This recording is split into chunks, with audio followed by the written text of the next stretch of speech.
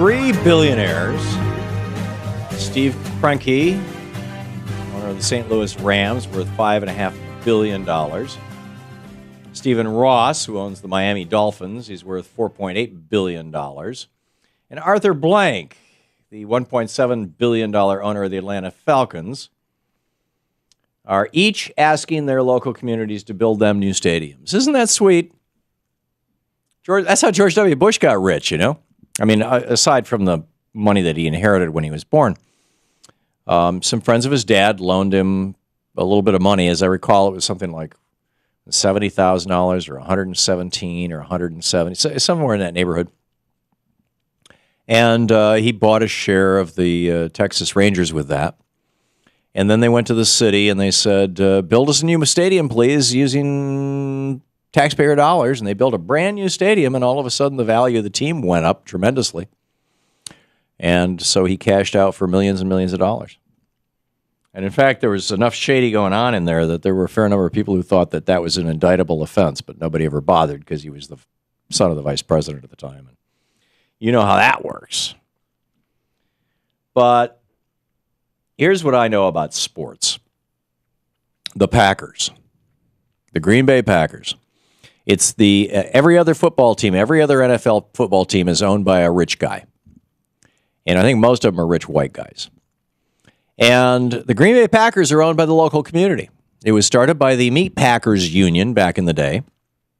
I mean, literally back in the day, the early part of the 20th century, as I recall.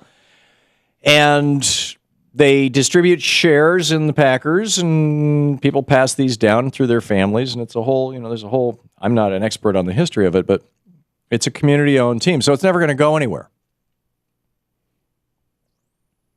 Every team should be like that.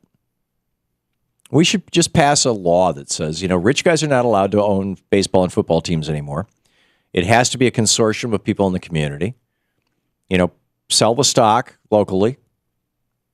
You have to live within 100 miles of the team in order to own the stock, or at least for the initial purchase. And along with the stock, you get a dividend, based on whether or not the team is profitable that year. And maybe if you own a certain amount of stock, you can get a season ticket or something.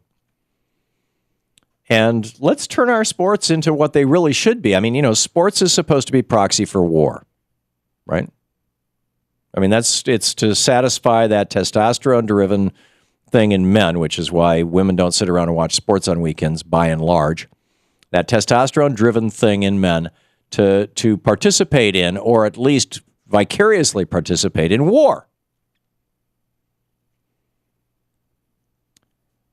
And it's funny, over the weekend, there must have been some big game going on this weekend, because the guy who lives in the boat next to, boats don't have real thick walls.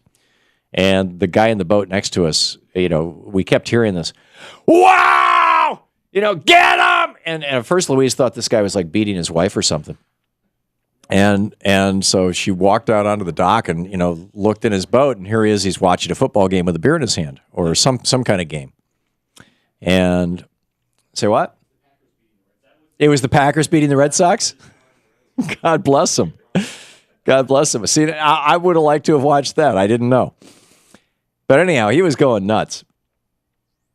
And it's like, if team sports is supposed to be a surrogate for war, the whole point of war is for my community to fight against the community that is the aggressor or the enemy, that community over there. It's us against them, right?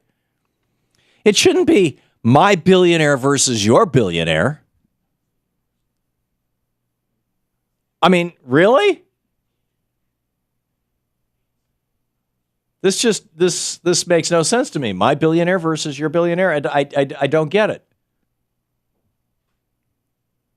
Are people really sitting around going, yeah, Steve Kroenke, St. Louis Rams, yeah, Steve is going to make another $500,000 in this team just if that guy just gets that touchdown? Oh no, I'm a Steve Ross fan. I'm with the Miami Dolphins. So I want Steve Ross to. No, come on, we're not cheering our billionaires. People think they're cheering their community. My parents grew up in Miami, so I grew up in Michigan. I was always a Detroit Tigers fan and Detroit Lions. And I briefly went to Michigan State University, in college sports, the Spartans. But, when this stuff is saleable, I remember, I think it was the Angels went to Los Angeles from New York at some point in my lifetime. There was a team that went from it was the Dodgers, and they became the Angels, didn't they? Or did they stay the Dodgers? Yeah, from Brooklyn to Los Angeles. They're still the Dodgers. Okay, thank you. See, this is how stupid I am about sports. But the point is, how's that possible? Right? You grow up going, hey, it's my team, it's the Dodgers, I'm from Brooklyn, and then, oh, no, now they're with Los Angeles? Wait a minute, because the billionaire decided to move them or sell them. That's nuts. So if we're going to have sports and it's going to be a surrogate for war, I get it. Colleges don't move, so their teams don't move.